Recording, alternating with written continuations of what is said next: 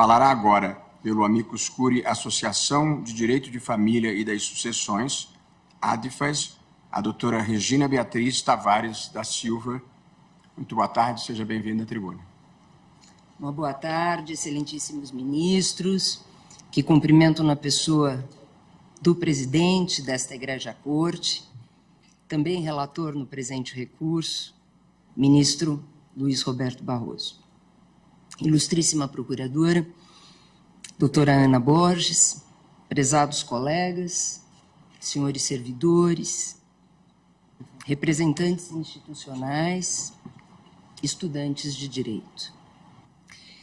O tema 1236, formulado regime de bens aplicável no casamento e na união estável de maiores de 70 anos, tem em seu debate a constitucionalidade ou não do regime da separação obrigatória daqueles que se casam com mais de 70 anos, estabelecido no artigo 1641, inciso 2º do Código Civil, tendo em vista, nas palavras da própria formação do tema de repercussão geral, o respeito à autonomia e à dignidade da pessoa humana. O parecer da Procuradoria-Geral da República tem argumentos irrefutáveis pelo desprovimento do recurso extraordinário. Enfatiza a harmonia entre os valores tutelados na norma, com sua aplicação ao casamento e à união estável, sendo constitucionalmente legítimo, nas palavras da Procuradoria-Geral da República, o uso da idade em face do princípio da igualdade material, da dignidade da pessoa humana e da proteção da pessoa idosa. A ADFAS também defende a constitucionalidade do artigo 1641, inciso 2º do Código Civil. Tendo em vista a realidade da maior parte dos brasileiros, que não é aquela de muitos dos que aqui estão. A realidade dos brasileiros idosos menos afortunados, que têm somente o patrimônio e os recursos suficientes para viver com dignidade até o final de suas vidas, consumindo-os até o final de suas vidas, a maior faixa da população. Portanto, olhamos para o bem-estar da pessoa idosa e não é nosso principal fundamento o direito à herança dos filhos ou outros herdeiros necessários. Lembro sempre, em todas as sustentações orais que fiz aqui nesta Suprema Corte, da doutrina do excelentíssimo ministro Luiz Roberto Barroso, numa de suas obras, Interpretação e Aplicação da Constituição, em que enfatiza que a declaração de inconstitucionalidade de um dispositivo legal há de ser manifesta, flagrante e incontestável. No presente tema de repercussão geral, não há mandamento constitucional que suporte a declaração de inconstitucionalidade do artigo 1641, inciso 2º do Código Civil. O debate doutrinário não é de hoje. O pensamento de que a obrigatoriedade do regime da separação seria uma restrição atentatória à liberdade já constava da obra do professor Silvio Rodrigues, que expunha o seguinte: uma das vantagens da fortuna consiste em aumentar os atrativos matrimoniais de quem a detém. Portanto, concluía o ilustre professor, não há inconveniente social de qualquer espécie em permitir que um sexagenário ou uma sexagenária, leia-se septuagenários, se casem pelo regime da comunhão. Por outro lado, o também ilustre professor Washington de Barros Monteiro, a respeito do direito à liberdade, já dizia que a liberdade, sem dúvida, é o poder de fazer tudo o que se quer, mas nos limites resultantes do ordenamento jurídico.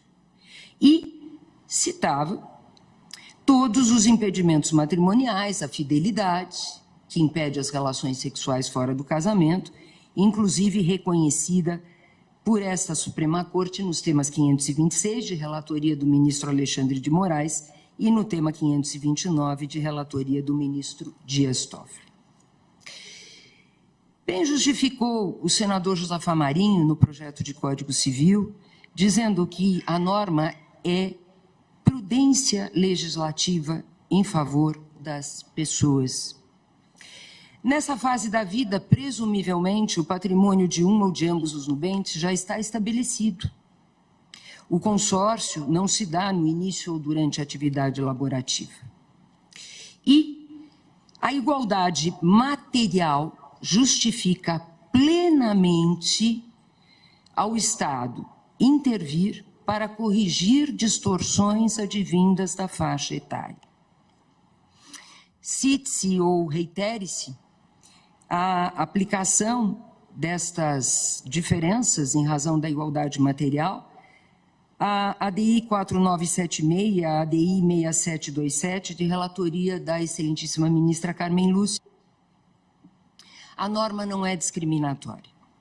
O dispositivo é protetivo à pessoa idosa, em cumprimento à tutela especial que é imposta pelo artigo 230 da Constituição Federal.